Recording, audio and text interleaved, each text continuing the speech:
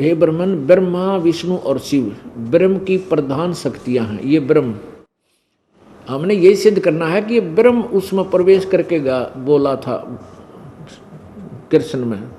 महाविष्णु कहो, काल कहो, ब्रह्म को, ब्रह्मन ब्रह्मा विष्णु और शिव ब्रह्म की प्रधान शक्तियां हैं। उनसे न्यून देवगण हैं और उनके अनंतर दक्ष आदि प्रजापति गण हैं। 103 पर। अब देखो प्रश्न नंबर 103 पर। हे महाभाग, ये सर्व ब्रह्म है, विष्णु श्री विष्णु भगवान सर्व ब्रह्म है, यानी इस ब्रह्म को ही विष्णु कहते हैं। श्री विष्णु भगवान समस्त पराशक्तियों के प्रधान और ब्रह्म के अत्यंत निकटवर्ती मूर्त ब्रह्म स्वरूप है। अब हमने यही सिद्ध करना है कि जो ब्रह्म है वो ये काल है और इसी को महाविष्णु बोलते हैं, ये अज्ञानतावश। अब देखिए 128 पृष्ठ पे क्लियर हो जाता है। श्री विष्णु पुराण अध्याय 7 और 8, अध्याय 7 में दिखाएंगे और प्रश्न नंबर 128 पे अध्याय नंबर 7 8 आगे शुरू होता है। जिससे यह संपूर्ण जगत उत्पन्न हुआ है, जो स्वयं जगत रूप से स्थित है, जिसमें यह स्थित है तथा जिसमें यह लीन हो जाएगा, वह परब्रह्म ही विष्णु भगवान है। अब देखो आगे फिर ये, क्योंकि ये ब्रह्मा विष्णु महेश से अलग है, उसी को कभी ब्रह्म बोल देते हैं, कभी विष्णु भगवान, वही परब्रह्म ही विष्णु भगवान है। वह ब्रह्म ही उन विष्णु का परम धाम परम रूप है। अब कहने का भाव ये कि जो ये जिस विष्णु के बारे में ये स्तुति करके कहा और जिसने ये कहा कि मैं पुरंजय के शरीर में प्रवेश अवतीर्ण होऊंगा और उसमें प्रवेश करके गंधर्वों का नाश करूंगा, असुरों का नाश करूंगा। फिर 242 पृष्ठ पर जिसकी स्तुति की वही काल रूपी ब्रह्म, वो महाविष्णु कह रहा है, वो ब्रह्म कह रहा है कि मैं पुरुकुत्स के शरीर में कुछ समय के लिए प्रवेश करके भूत की तरह और उनका गंधर्वों का नाश कर दूंगा। तो इससे सिद्ध हुआ कि श्री कृष्ण में वो ही प्रवेश करके और ये गीता का ज्ञान दे रहा है ब्रह्म। श्री कृष्ण को पता भी नहीं मैंने गीता जी में क्या बोला था। अब थोड़ा सा प्रश्न ये बीच में दिखाएंगे कि श्री कृष्ण जी को ये पता ही नहीं मैंने गीता में क्या बोला था। देखिए श्री संक्षिप्त महाभारत द्वितीय खंड, गीता प्रेस गोरखपुर।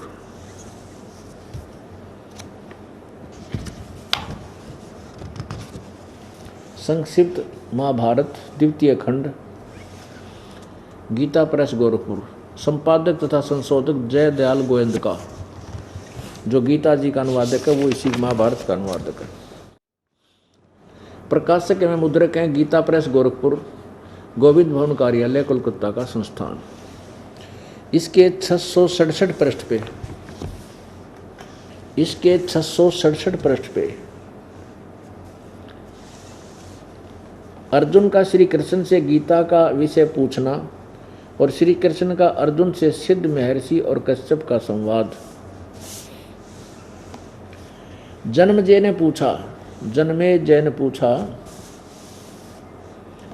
शत्रुओं का नाश होने के बाद जब महात्मा श्री कृष्ण और अर्जुन सभा में बैठे थे, यानी महाभारत खत्म हो चुका था, वार्तालाप कर रहे थे, उस समय उनमें क्या बातचीत हुई।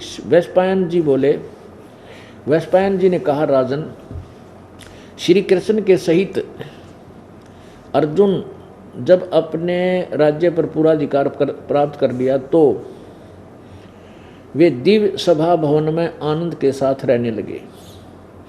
एक दिन सौरजनों से घिरे हुए वे दोनों मित्र स्वेच्छा से घूमते घूमते सभा मंडप के ऐसे भाग में पहुंचे जो स्वर्ग के समान सुंदर था।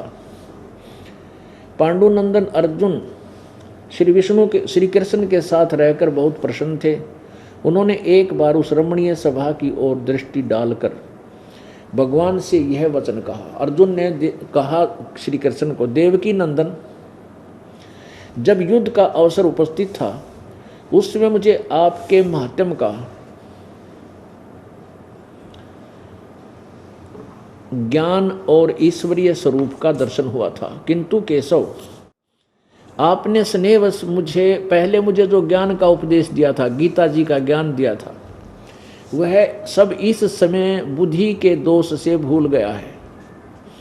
उन विषयों को सुनने के लिए बारंबार मेरे मन में उत्कंठा होती है। इधर आप जल्दी ही द्वारका जाने वाले हैं, अतः पुनः यह सब विषय मुझे सुना दीजिए। वह गीता जी का ज्ञान फिर सुना दीजिए। वैशंपायन जी कहते हैं, अर्जुन के ऐसा कहने पर, ये 667 पृष्ठ चल रहा है। वक्ताओं में श्रेष्ठ महातेजस्वी श्री कृष्ण जी बोले, उन्हें गले से लगाकर, महातेजस्वी श्री कृष्ण ने उन्हें गले से लगाकर इस प्रकार उत्तर दिया। श्री कृष्ण बोले कि उस समय मैंने तुम्हें अत्यंत गोपनीय विषय का श्रवण कराया था, उसमें गीता में अपने स्वरूप भूत धर्म सनातन पुरुषोत्तम तत्व का परिचय दिया था और नित्य लोकों का भी वर्णन किया था। किंतु तुमने जो अपनी नासमझी के कारण उस उपदेश को याद नहीं रखा, यह जानकर मुझे बड़ा खेद हुआ है। लेकिन स्वयं क्या कहते हैं श्री कृष्ण जी कि उन बातों को अब पूरा समर्ण होना संभव नहीं जान पड़ता। पांडुनंदन, निश्चय ही तुम बड़े श्रद्धाहीन हो, तुम्हारी बुद्धि अच्छी नहीं जान पड़ती। अब मेरे लिए उस उपदेश को ज्यों का तुम दोहरा देना कठिन है, क्योंकि उस समय योग युक्त होकर मैंने परमात्म तत्व का वर्णन किया था, ज्ञान सुनाया था। अरे जब युद्ध के मैदान में योग युक्त हो सके है इंसान, अब शांति क्षेत्र में क्या दिक्कत है कि योग युक्त होने में ही बोले।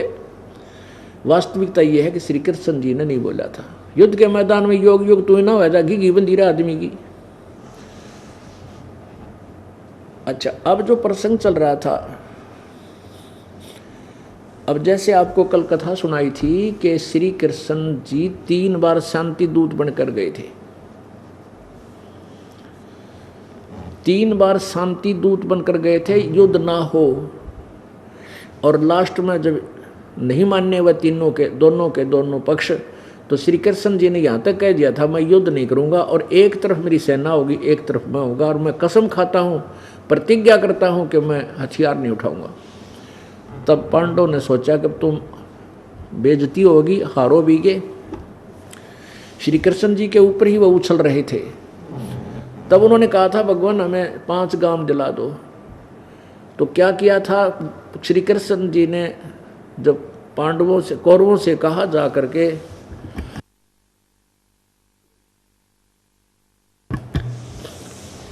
जब श्री कृष्ण जी ने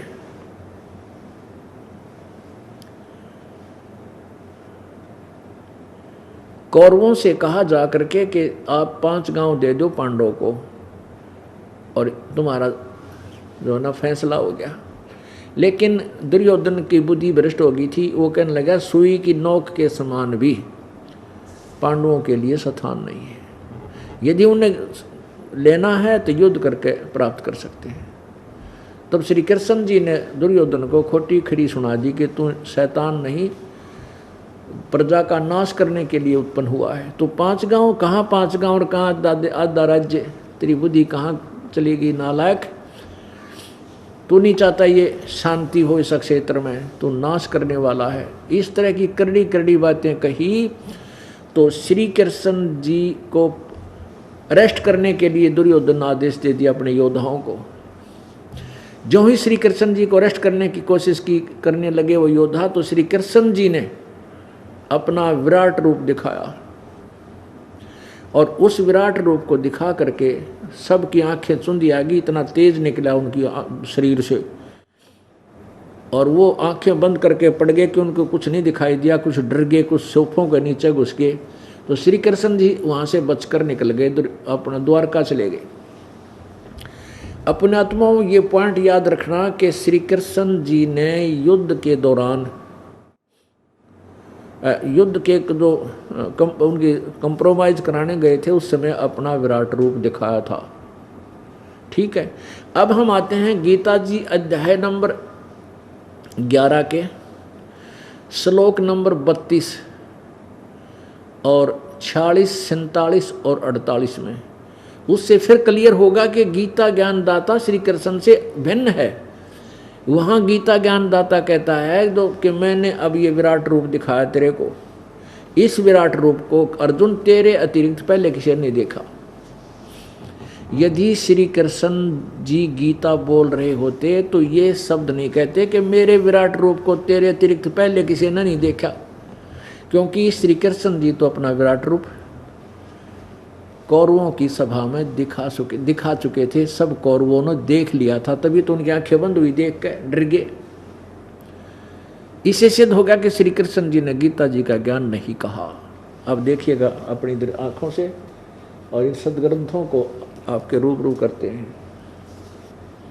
श्रीमद् भगवत गीता, गीता प्रेस गोरखपुर से प्रकाशित है। जयदयाल गोविंद का इसके अनुवादक है। अध्याय नंबर 11 का श्लोक नंबर 32 देखो। इसमें ये खुद कहते हैं, गीता ज्ञानदाता स्वयं कहता है कि मैं काल हूं और सबको खाने के लिए आया हूं। अध्याय नंबर 11 श्लोक नंबर 32। अब क्या कहता है, लोकों का नाश करने वाला बड़ा हुआ काल हूं। महाकाल नहीं है, प्रवर्ध है, बड़ा हुआ काल है, अस्मि, मैं काल हूँ। इसमें इन लोगों का नाश को नष्ट करने के लिए प्रवृत्त हुआ हूँ। ये प्रतिपक्ष की सेना में स्थित योद्धा लोग हैं, वे तेरे बिना भी नहीं रहेंगे, अर्थात तेरे युद्ध ना करने से भी इनका नाश हो जाएगा। अब 46 में देखिएगा, 11 के अध्याय नंबर 11 का और श्लोक नंबर 46।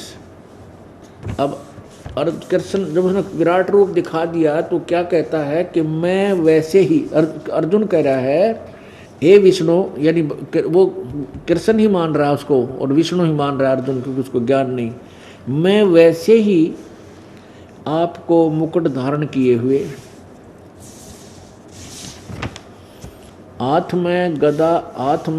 गदा चक्कर हाथ में लिए हुए देखना चाहता हूं। इसलिए हे विश्वरूप, हे सहस्रबाहो, सहस्रबाहो माने 1000 भुजा वाले, आप उसी चतुर्भुज रूप से प्रकट होइए। अपने आत्माओं 46 से हम चले हैं। श्री कृष्ण जी विष्णु जी के अवतार हैं और विष्णु जी 4 भुजा के भगवान हैं, 5 में नहीं लगा सकते। वो 2 भी बना सकते हैं और 4 भी दिखा सकते हैं, इससे अधिक नहीं है। और ये 1000 भुजा का भगवान ये ज्योत स्वरूपी काल है, निरंजन है, ये ब्रह्म है। इसमें कहा कि सहस्रबाहो, सहस्राबाहो माने 1000 भुजा वाले भगवान, आप उसी चतुर्भुज में आइयो। क्योंकि श्री अर्जुन को पता है कि विष्णु तो कृष्ण विष्णु का अवतार है और विष्णु जी 4 भुजा वाले हैं, तो आप उसी अपने चतुर्भुज रूप में आइए। इससे सिद्ध हो गया कि 1000 भुजा का भगवान ये काल है। आगे देखो, अब 47 में कहा है, गीता अध्याय नंबर 11 का श्लोक नंबर 47 देखिए।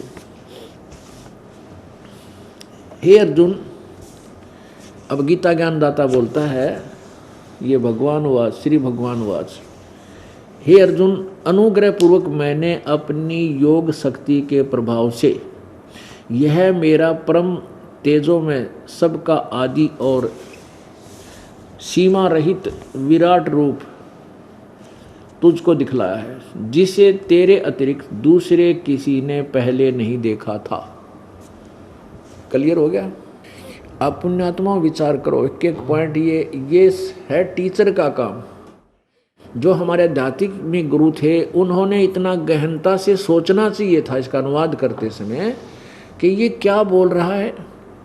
जबकि वो सभी कथाएं सुनाते थे, महाभारत की भी सुनाते थे, गीता भी पढ़कर सुनाते थे, शिवपुराण भी सुनाते थे, विष्णु पुराण भी सुनाते थे, और कहीं सिर पैर उनके ज्ञान का नहीं था। अब ये स्पष्ट करता है कि तेरे अतिरिक्त पहले मेरे इस विराट रूप को किसी ने नहीं देखा था।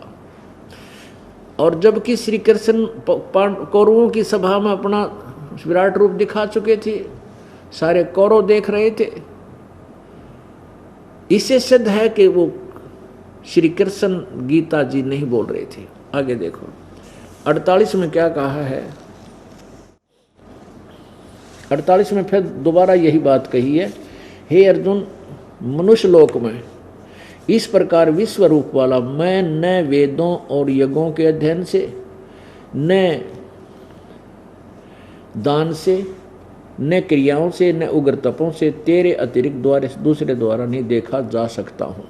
अब यहाँ फिर बता दिया है कि किसी भी प्रकार की कोई साधना जो वेदों में वर्णित विधि है या कोई यज्ञ साधना से, किसी भी प्रकार से मैं किसी उग्र तपों से, मेरा वास्तविक रूप ये काल रूप है, कोई भी नहीं देख सकता। किसी भी साधना से, ना वेदों वर्णित विधि से, ना यज्ञ से, ना जप से, ना तप से। तो इससे सिद्ध हुआ कि गीता जी का ज्ञान श्री कृष्ण ने नहीं बोला, इस ब्रह्म ने बोला, ब्रह्म ने।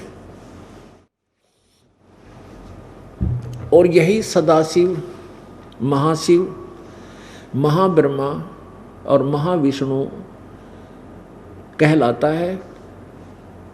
और यही ब्रह्म है जो साधना की संतों ऋषियों ने, महर्षियों ने, भक्तों ने वेदों से ओम नाम का जाप लेकर के पूर्ण परमात्मा का नाम मान कर कि ये जाप पूर्ण परमात्मा का है। वेदों में केवल एक ओम नाम के जाप का ही प्रावधान है और किसी मंत्र का नहीं है। ऐसी गीता जी में 8वें अध्याय के 13वें श्लोक में खुद गीता ज्ञान दाता ब्रह्म कहता है कि 8वें अध्याय के 13वें श्लोक में ओम इति एक अक्षरम ब्रह्म व्यवहारन माम अनुसमरण। माम ब्रह्म, मुझ ब्रह्म का केवल एक यह ओम अक्षर है और यह प्रयाति तजनदेह है, यह उच्चारण करके जाप करने का है। और जो यह प्रयाति तजनदेहम सयाति परमाम गतिम, और जो इसको अंतिम श्वास तक इसका जाप करता हुआ शरीर छोड़ जाता है तो वो परम गति को प्राप्त होता है। मेरे वाले ज्ञान का में जो मेरे इस ओम नाम से मिलने वाली जो सुविधा है, जो सतिथि है, जो लाभ है, वो प्राप्त कर लेता है। इससे सिद्ध हो गया कि उस ब्रह्म का जो गीता बोल रहा है वो कहता है मेरा तो एक ओम नाम है। और विष्णु जी ने कहीं नहीं कहा ऐसा मेरा एक ओम नाम है। अब ये गीता का ज्ञान कौन बोल रहा है? ये बोल रहा है ब्रह्म। अब ये गीता जी के 8वें अध्याय के 13वें श्लोक में आप देखिएगा, क्योंकि सदग्रंथों को रूबरू कराना इसलिए नहीं अनिवार्य हो गया कि जब तक हम आँखें नहीं देख लेंगे इतना विश्वास ना होता, क्योंकि हम गलत ज्ञान को घने दिन तक सुनते आ रहे हैं और वो ऐसा जम कर बैठ गया हमारे अंतःकरण में, हटाए तो नहीं हटता। एक झूठी बात को 100 बार किसी ने बोल दिया और 100वां ने फिर आगे सुन लिया तो वह झूठी बात भी सच्ची लगने लग जाती है कि वो भी कह रहा था, वो भी कह रहा था, वो भी कह रहा था। अब जैसे हमारे साथ ही क्रोथा कांड हुआ है, इसमें मीडिया ने 100% झूठ बोली और अधिकारी कर्मचारियों ने प्रारंभ में तो झूठ बोली, लेकिन फिर बाद में सच्चाई बोलना पड़ा। अब उस अज्ञान को, उस झूठी अफवाहों को अखबारों में, सब मीडिया में पढ़कर प्रत्येक अंत उस झूठ को भी उन्हें सच्चा मान रखा। ऐसे ही आज हमारे जो सदग्रंथ हैं उनको लाखों वर्षों से, हजारों वर्षों से उनके यथार्थ ज्ञान के विपरीत उस झूठी कथाओं को हम सुनते हुए आ रहे हैं, दंत कथाओं को, लोक वेद को, और वो लोक वेद हमने कति सच्चा लगा है, जबकि आज सदग्रंथों के कति विपरीत है।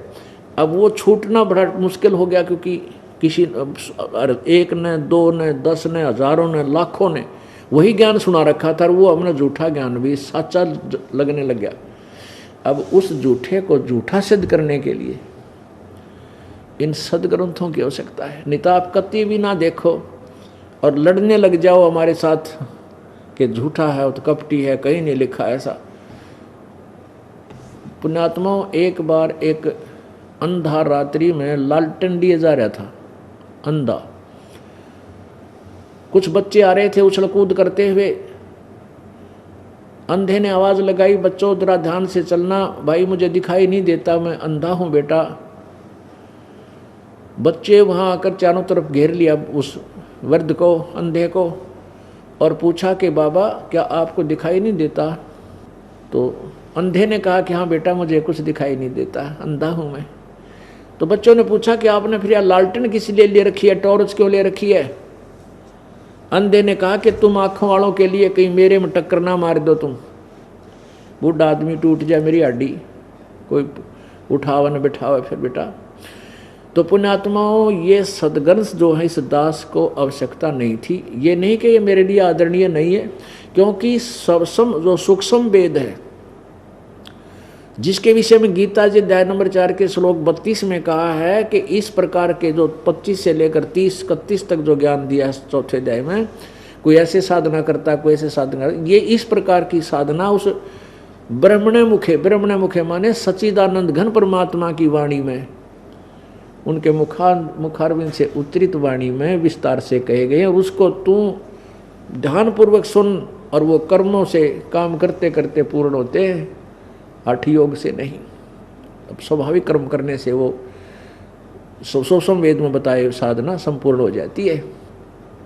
और चौथे अध्याय के 34वें श्लोक में कहा कि उस तत्व ज्ञान को जो परमात्मा के मुखारविंद से उच्चारित है, भगवान सच्चिदानंद घन की वाणी में जो है वो सूक्ष्म वेद को तू किसी तत्व ज्ञान दर्शी संतों से बुझाकर सुन, और उनको दंडवत प्रणाम करने से, कपट छोड़कर उनकी सेवा करने से वो तत्वदर्शी संत तुझे उस परमात्म तत्व का ज्ञान कराएंगे, पूर्ण परमात्मा की विषय जानकारी देंगे।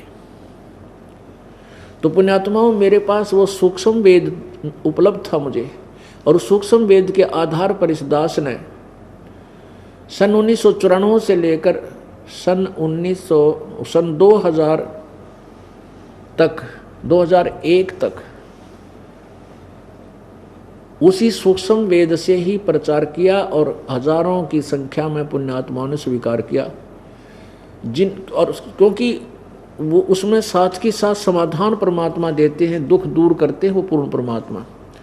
फिर इस दास ने प्रार्थना की, अर्ज की थी परमेश्वर से, हे प्रभु ठीक है आपके ज्ञान में कोई कमी नहीं मालिक, और आपकी शक्ति में कमी नहीं, हम देख रहे हैं ऐसे ऐसे सुख अपने बच्चों को दे रहे हो आप, लेकिन ये भ्रमित समाज, इन नकली संतों द्वारा भ्रमित समाज में, नकली महर्षियों द्वारा भ्रमित समाज को, यह समाज तो परमात्मा वेदों और गीता से, पुराणों से ही समझ सकेगा आपको, अगर उसमें आपका विवरण मिल जाए।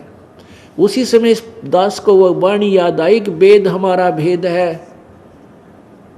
पर मैं वेदन में नाही, और जौन वेद से मैं मिलूँ वो वेद जानते नहीं। तो इससे ये ज्ञान आत्मा में एक बात चुभी कि परमात्मा जो बोल रहे हैं कि वेद मेरा ही भेद है, तो अवश्य परमात्मा की महिमा पावेगी।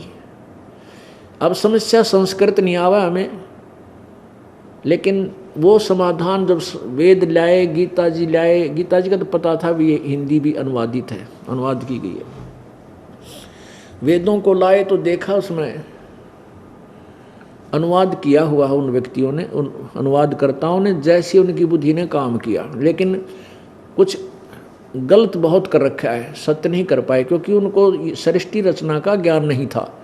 अब जैसे कोई विदेशी व्यक्ति और हिंदी सीख ले, MA कर ले, हिंदी में कर ली, और उसने रामायण की चौपाई कर दे कि इसका अनुवाद कर, और उसको मौखिक ज्ञान है नहीं रामायण की कहानी का, तो अनुवाद करेगा तो गुड़ का गोबर कर देगा। वो के लिखेगा, रावण का कुछ लिख देगा, एक रुलाने वाला था, सीता ठाली, सीता पता ना लाकड़ी थी कोई और थी, मतलब इस तरह के वो ज्ञान अनुवाद कर देगा, लेकिन वो यथार्थता तक नहीं पहुंच सकता।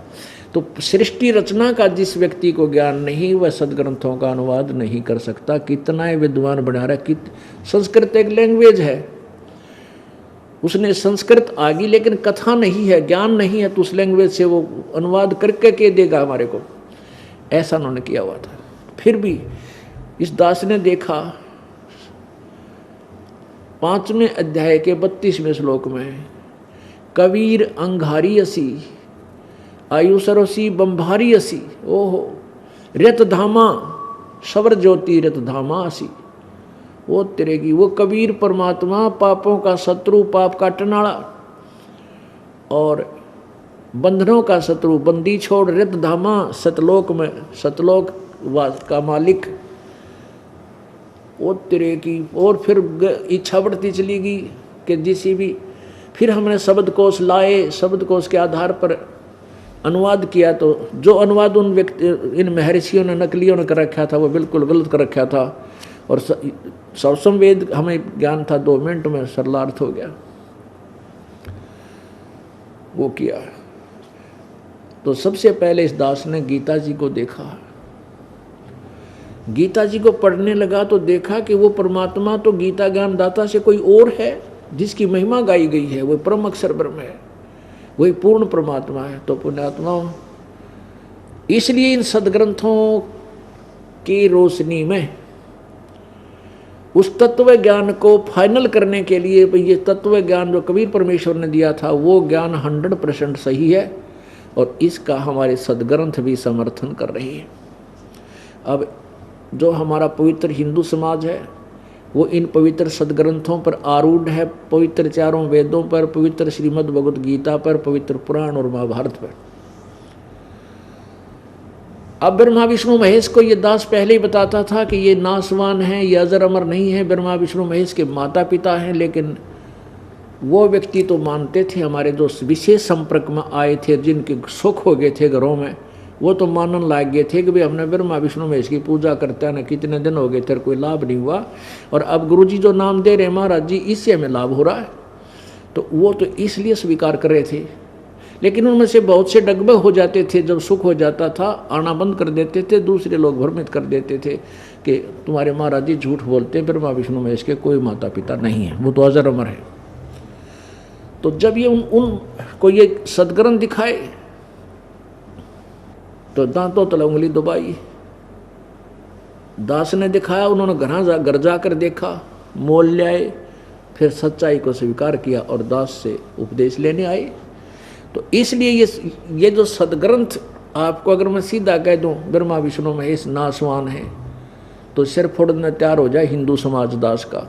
और साथ में फिर लालटेन दिखा देता हूँ मैं, देखियो भाई कदे मेरे गिर टकरा जाओ, बूढ़े आदमी गेल, आपकी इस सदग्रंथों की रोशनी में मुझसे बच जाओ, वो फिर मुझसे टल जाएंगे, सदग्रंथों को देखने लग जाएंगे।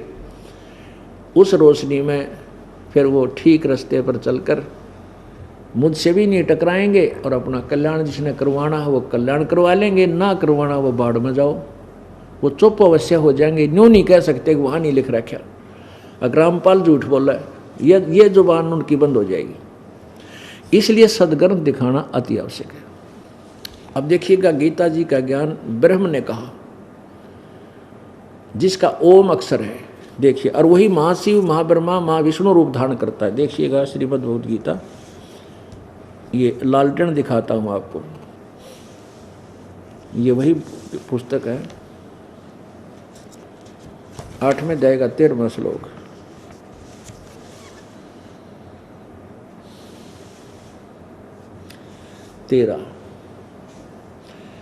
ओम इति एकाक्षरम ब्रह्म व्यवहारन माम अनुसमरण। माम ब्रह्म, मुझ ब्रह्म का, ओम इति एकाक्षरम, ओम ही यह एक अक्षर है। व्यवहारन माने उच्चारण करके, अनुसमरण माने सुमरण करता, करने का, सुमरण करता हुआ। मेरे इस माम माने मेरे, यानी मुझ ब्रह्म के इस ओम इति एक अक्षर का जो भी वो उच्चारण करके सुमन करता हुआ, और ये प्रजाति तजन देहम सयाति परमाम गति,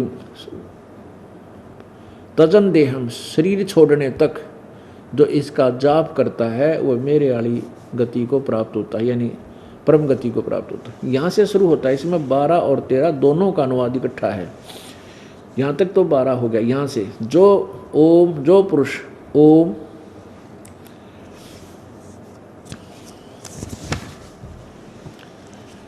इस एक अक्षर रूप ब्रह्म को, एक अक्षर रूप ब्रह्म को उच्चारण करता हुआ और उसके अर्थ रूप मुझ निर्गुण ब्रह्म का चिंतन करता हुआ शरीर को त्याग कर जाता हुआ पुरुष परम गति को प्राप्त होता है।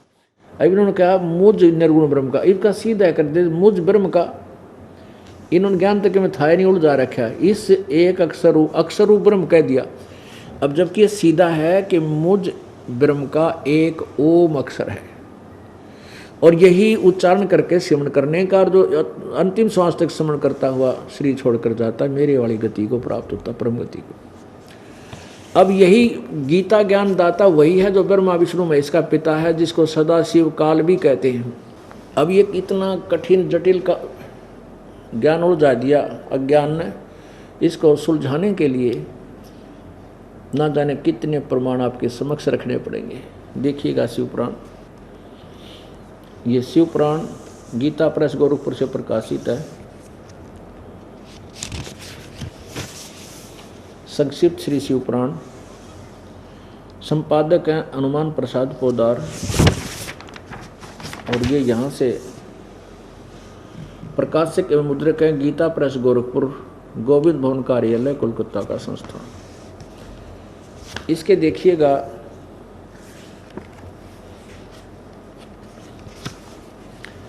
पृष्ठ नंबर 26 पर। अब ये वो प्रसंग है इसके अंदर, इसमें वो प्रसंग है कि ब्रह्मा विष्णु महेश का आपस में इस बात पर युद्ध हो गया। ब्रह्मा जी कह रहे थे मैं विष्णु का पिता, विष्णु कहता मैं तेरा पिता, झगड़ा हो गया। तो उस समय ये काल रूपी ब्रह्मा विष्णु महेश से अलग जो है वो चौथा, वो आकर प्रकट हुआ शिव रूप में। उसने अपने काल रूप में जो गीता में अर्जुन को दिखाया था वो उसका वास्तविक रूप है। उसने प्रतिज्ञा की है कि इस वास्तविक रूप में मैं कभी किसी को किसी विधि से, किसी जंतर मंत्र जाप से, तप से दर्शन नहीं दूंगा। वो इसलिए सदा शिव रूप में या विष्णु रूप में, ब्रह्मा रूप में दर्शन देता है, इसलिए उसको महाब्रह्मा, महाविष्णु, महाशिव कहने लगे, है वो ब्रह्म। अब यहाँ देखो, ये है श्री शिव पुराण विद्वेश्वर संहिता, संक्षिप्त शिव पुराण, पृष्ठ नंबर 26 पे, और ये है विद्वेश्वर संहिता 126 पे नीचे आ जाते हैं। अब वो सदा ये काल रूपी ब्रह्म, ये काल बोलता है शिव रूप में धारण करके, पुत्रों तुम दोनों ने तपस्या करके प्रसन्न हुए मुझ परमेश्वर से सृष्टि और सतिथि नामक 2 कृत प्राप्त किए। ये दोनों ही तुम्हें बहुत प्रिय हैं। इसी प्रकार मेरी विभूति स्वरूप रुद्र और महेश्वर में 2 अन्य उत्तम कृत्य हैं, कृत्य संहार और तिरोभाव मुझसे प्राप्त किए। इससे क्या सिद्ध हुआ कि ये तुम दोनों ने, सतिथि विष्णु ने और सृष्टि ब्रह्मा ने, इन तुम दोनों ने 2 कृत प्राप्त किए हैं। यानी ब्रह्मा और विष्णु को यहाँ बता दिए हे पुत्रों, और फिर 2 और बता, रुद्र और महेश ने ये 2 और प्राप्त किए हैं, संहार और तिरोभाव।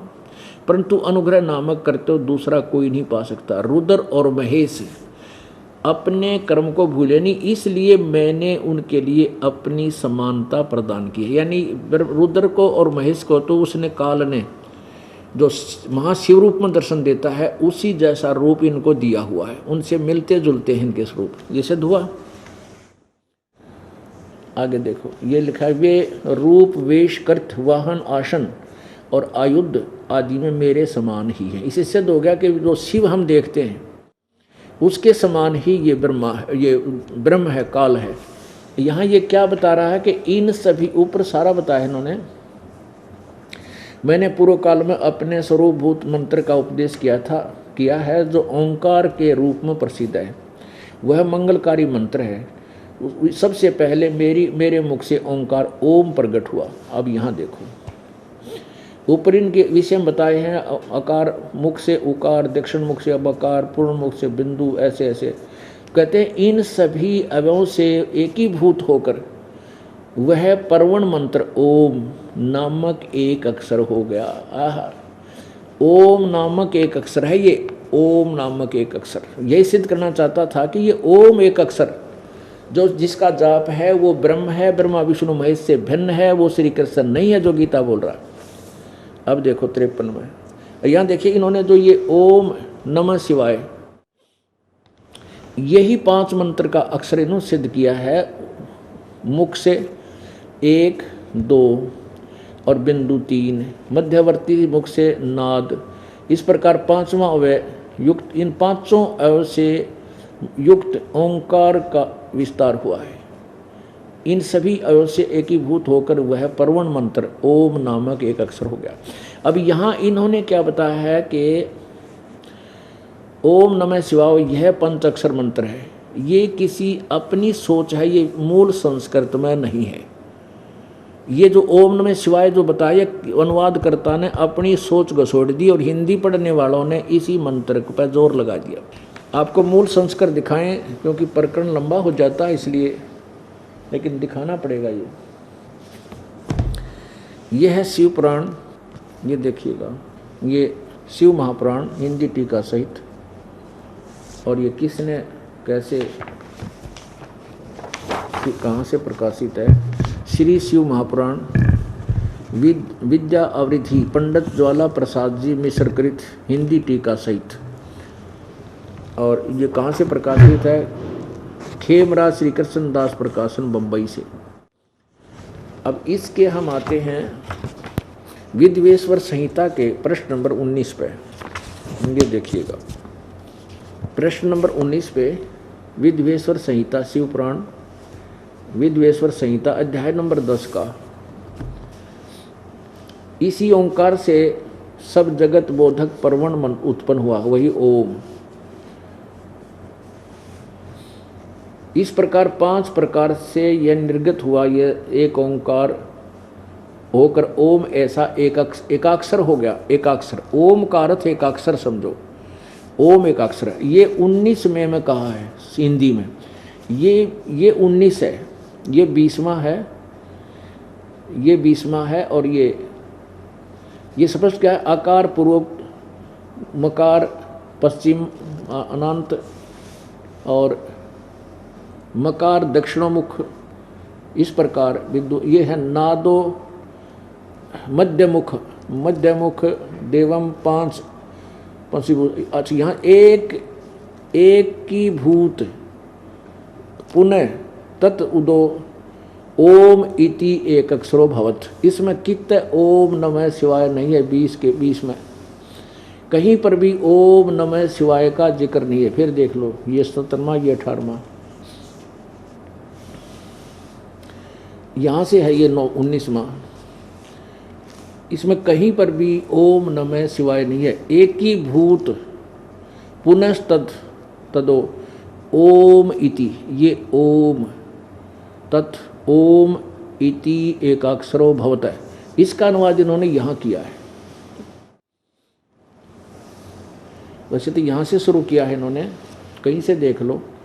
रूप वेशधारी आसन हमारी मेरी साम्यता थी, ये वही है जो मैंने वहाँ सुनाया था। इसमें यहाँ भी यही लिख रखा है कि पुत्रो, वही प्रकरण है, पुत्रो यह कृत आपने तब से प्राप्त किया है जो कि सृष्टि उत्पत्ति और पालन कहता है, सो मैंने प्रसन्न होकर तुम्हें दिया है। इसी प्रकार दूसरे 2 कृत रुद्र और महेश को प्रदान किए हैं, परंतु अनुग्रह मैंने किसी को पाने में समर्थ नहीं है। तो यहाँ यही प्रसंग है जो मूल संस्कृत में भी और यहाँ।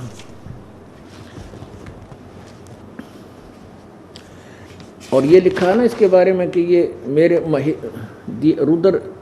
रुद्र और महेश ने उनको नहीं बुलाया, इसलिए वो मेरी सम्मानता में हैं, इसलिए वो मेरे जैसे ही हैं रुद्र और महेश।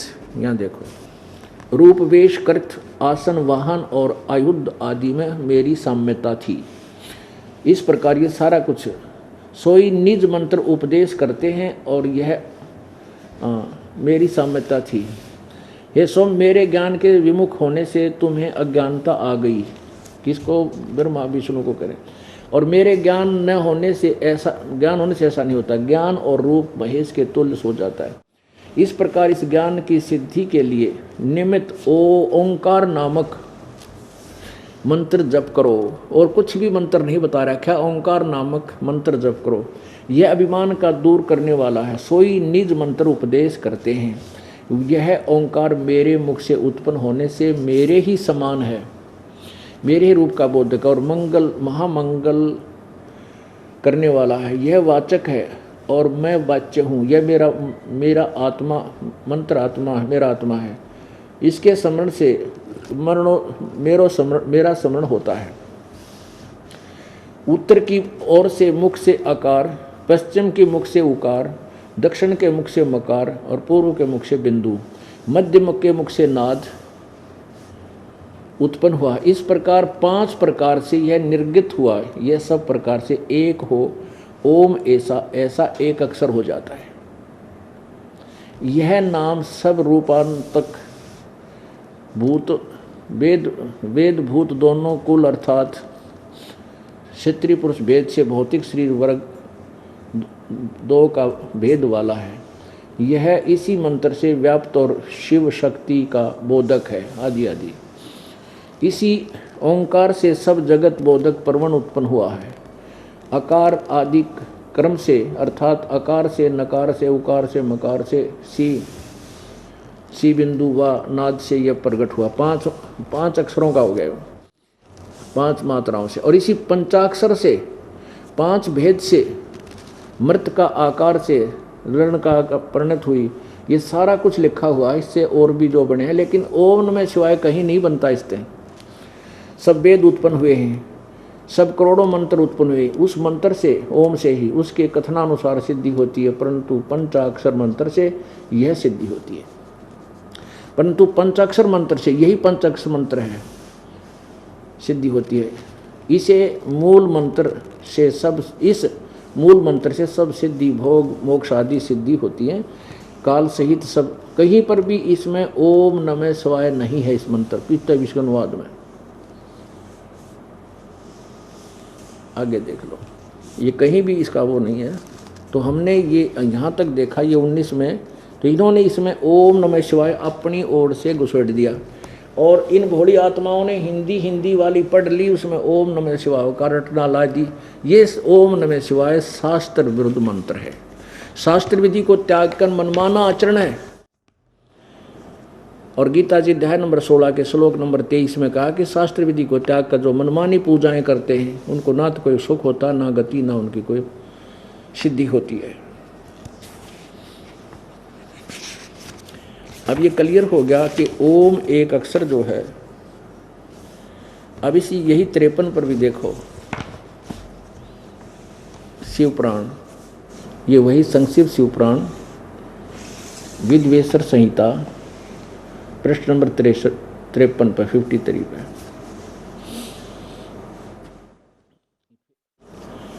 परवण के 2 भेद बताए गए हैं, स्थूल और सूक्ष्म। यह एक अक्षर रूप जो ओम है, उसे सूक्ष्म परवण जानना चाहिए। इन्होंने ये अपनी तरफ से नमः शिवाय इस 5 अक्षर वाले मंत्र को स्थूल परवण सुना नहीं, ये सारा इन्होंने अपनी तरफ से घसोट रखा है। हाँ, तो वो हमने 26 पे देखा था, इसमें कहीं पर ऐसा नहीं है। ये 26 पृष्ठ पे, हे पुत्रो तुमने दोनों तपस्या करके मुझ पर मेरे से सृष्टि स्थिति थी, ये पढ़ लिया आपने। तो यही आगे उपदेश करता हुआ आ रहा है कि सबसे पहले मेरे मुख से ओंकार प्रकट हुआ जो मेरे स्वरूप का बोधक है, ओंकार वाचक है, मैं वाच्य हूँ आदि। मेरे उत्तरी मुख से आकार का, पश्चिम मुख से उकार का, ये सारा वही आ रहा है। इन सभी अवश्य एकीभूत होकर ये परवण ओम नामक एक अक्षर हो गया। अब यहाँ वह अकार आदि क्रम से और मकार आदि क्रम से कर्म से प्रकाश में आया है। ओम नमः शिवाय ये पंचाक्षर मंत्र है। ये इस अनुवाद करता कि अपनी सोच है, भगवान की तरफ से नहीं है। इस पंचाक्षर मंत्र से मात्र वर्ण प्रकट हुआ जो 5 वेद वाला ये आ गया। इन्होंने ऐसा नहीं है, ये अनुवादकर्ता ने ओम नमः शिवाय अपनी तरफ से दिया। और ये सिद्ध करना था कि ये ओम जो है ये एक अक्षर शब्द है अलग से। इन्होंने अनुवादकर्ताओं ने ये काम बिगाड़ रखा है कि गीता जी का अनुवादकर्ताओं ने भी ये लिखा है कि ओम एक अक्षर ब्रह्म रूप, एक अक्षर ओम एक अक्षर ब्रह्म स्वरूप नहीं, माम ब्रह्म मुझ ब्रह्म का ओम इति एक अक्षर, ये एक अक्षर है। ये भी सिद्ध हुआ कि गीता ज्ञान दाता ये काल है, ये सदाशिव महाशिव और महाब्रह्मा महाविष्णु आदि का रूप धारण कर लेता है। और जिसने महाविष्णु रूप में देखा उसको तो उसने शिव पुराण की रचना कर दी, महाशिव रूप में देखा जाना। और जिसने महाविष्णु रूप में देखा उसने विष्णु पुराण में उसी को हीरो बना लिया। और ब्रह्मा विष्णु महेश की स्थिति अलग से बताई गई है। अब प्रसंग चल रहा है कि गीता जी का ज्ञान किसने कहा। श्री गीता जी का ज्ञान श्री कृष्ण जी ने नहीं कहा। उसमें प्रवेश करके काल भगवान सदाशिव जिसको कहते हैं, चाहे महाविष्णु कहो, जो ब्रह्मा विष्णु अर्थात कृष्ण जी और का पिता है, उसने ये ज्ञान बोला, ये सिद्ध हुआ। फिर कुछ कहते हैं कि श्री कृष्ण जी ने अर्जुन को गीता जी का ज्ञान इसलिए देना पड़ा कि वो अक्षत्रिय धर्म से विचलित हो रहा था और अक्षत्रिय निअक्षत्रिय हो जाते हैं। पुण्यात्मा यह भी बात नहीं जस्ती। श्री कृष्ण जी अक्षत्रिय धर्म से बिलोंग करते थे और जब मथुरा के ऊपर काल्यावन ने चढ़ाई की, 18 करोड़ सेना लेकर के युद्ध किया करने के लिए आया, तो श्री कृष्ण जी उस समय कंस को मारकर और राजा अपने नानाजी अग्रसेन को गद्दी पर बैठा दिया था। लेकिन अग्रसेन बहुत वृद्ध हो चुके थे, टूट चुके थे। उन्होंने अपने भांजे, अपने दोते श्री कृष्ण जी को ही ये सेना की बागडोर दे दी थी, राज की बागडोर दे दी थी। तो उसी समय कंस का प्रतिशोध करने के लिए, लेने के लिए काल्यावन ने चढ़ाई कर दी। तो श्री कृष्ण जी क्षत्रिय थे, सेना भी उसके पास थी, लेकिन उन्होंने कुछ दिन पहले नारद जी ने श्री कृष्ण जी को बता दिया था कि यहाँ एक गुफा में मुचकंद नाम का एक राक्षस राजा है। वो 6 महीने युद्ध करता है, 6 महीने सोता है। उसके पास ऐसी सिद्धियां हैं कि उन सोते हुए को 6 महीने सो रहा होता है, यदि कोई जगा दे तो उसमें से अग्नि बाण निकलते उसकी आंखों से और वो सामने वाला मर जाता, तुरंत नष्ट हो जाता है। नारद जी ने इसलिए बताया था कि कहीं आप उसने छेड़ दो और आपको आपत्ति आ जाए, वो न्यू बता के गए थे। तो वो बात श्री कृष्ण जी का याद आ गई। तो श्री कृष्ण जी ने जब देखा कि 18 करोड़ सेना आ गई है और हमारी सेना बहुत कम है, और यदि अक्षत्रिय धर्म का पालन करने के लिए ही अर्जुन को प्रेरित करते तो स्वयं वो युद्ध छोड़कर नहीं भागते। श्री कृष्ण जी ने जब देखा कि इतनी सेना आ गई, हम इसका युद्ध नहीं कर सकेंगे और सेना मर जाएगी, क्या रखा इस बात में, ये अक्षत्रियपना यही धरा धरा रह जाएगा, उल्लू सीधा करना है, शत्रु मरवाना है, और भाग लेता हूँ, उस गुफा में प्रवेश कर जाऊंगा जहाँ पर काल्यावन है, इससे उसको मरवा दूंगा। तो श्री कृष्ण जी ने काल्यावन को ललकारा के आ नीचे आ, मेरे साथ युद्ध कर। तो उसमें राजा से राजा युद्ध करता था, मंत्रियों से मंत्री, और उनकी पहचान रेशनारी होती थी, सैनों से सैनिकों से सैनिक। तो जो ही काल्यावन नीचे रथ से कूदा गदा लेकर, श्री कृष्ण भी सामने हुआ। जब फिर श्री कृष्ण जी भाग लिया युद्ध छोड़ के, और जिस कारण से श्री कृष्ण जी को रणछोड़ भगवान कहने लगे। रणछोड़ माने युद्ध छोड़ के भागने वाला भगवान। अर्न्यो क्या करते, जय हो रणछोड़ भगवान की। नो बेराना ये श्री कृष्ण जी की बेइज्जती करें कि इज्जत करें। रण छोड़ कर भागने वाले भगवान की, यानी कायर की जय हो। रण छोड़ भगवान कहना, कायर कहना, इसका सीधा सा अर्थ है। तो ये से हम नारे लाया करते हैं भगवानों के।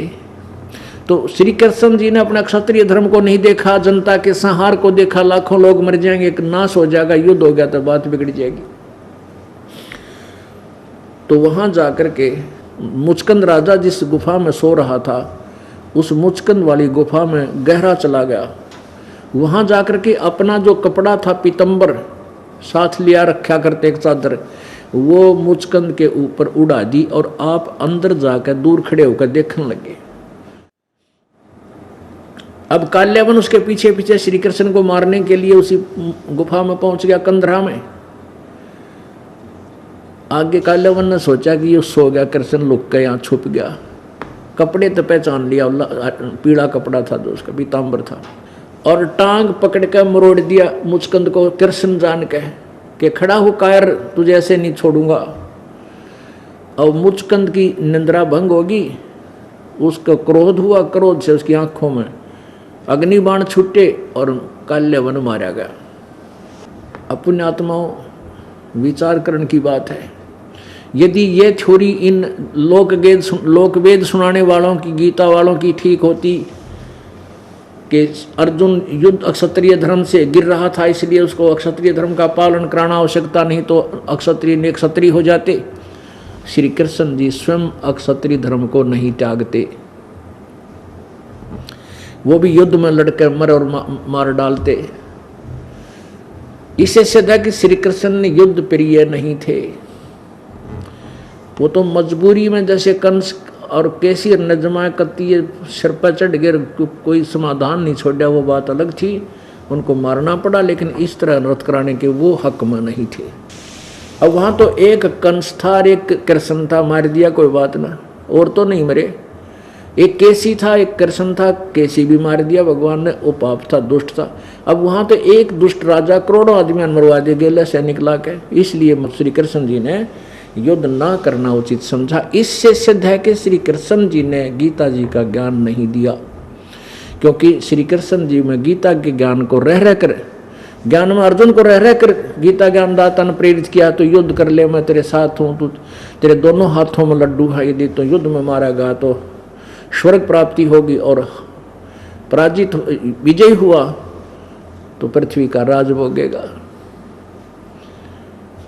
तो गीता ज्ञान दाता का मुख्य उद्देश्य युद्ध कराना था, अर्जुन का मुख्य उद्देश्य था युद्ध से टलने के लिए ज्ञान में उलझा दिया उसको कि भगवान पाप लगता है, कर्म अच्छे करने चाहिए। इस तरह की जब कथा प्रारंभ की तो फिर वो शुरू हो गया, वेदों वाला ज्ञान देने लग गया। फिर उन्होंने सोचा वेदों वाले ज्ञान से तो मेरी पोल पाटेगी, साथ में उसने अपना भी मत प्रवेश कर दिया।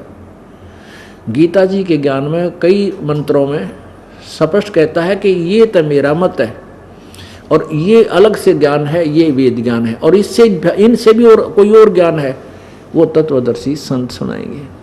तो पुण्यात्माओं, जो वेदों वाला ज्ञान है गीता में वो 100% सत्य है, और उसके विपरीत जो ज्ञान है गीता के ज्ञान से कुछ और घुसोड़ रखा उसने, जैसे तो युद्ध कर ले तेरा पाप नहीं लगेंगे, तुम युद्ध कर अर्जुन तुझे पाप नहीं लगेंगे, ये सब मैंने ही मार रखे हैं, तू पाप को प्राप्त नहीं होगा, और फिर वो पाप लगे। अब ये कंसेप्ट क्लियर हुआ कि गीता जी का ज्ञान श्री कृष्ण जी ने नहीं, श्री कृष्ण में प्रवेश करके प्रेत की तरह इस काल भगवान ने कहा।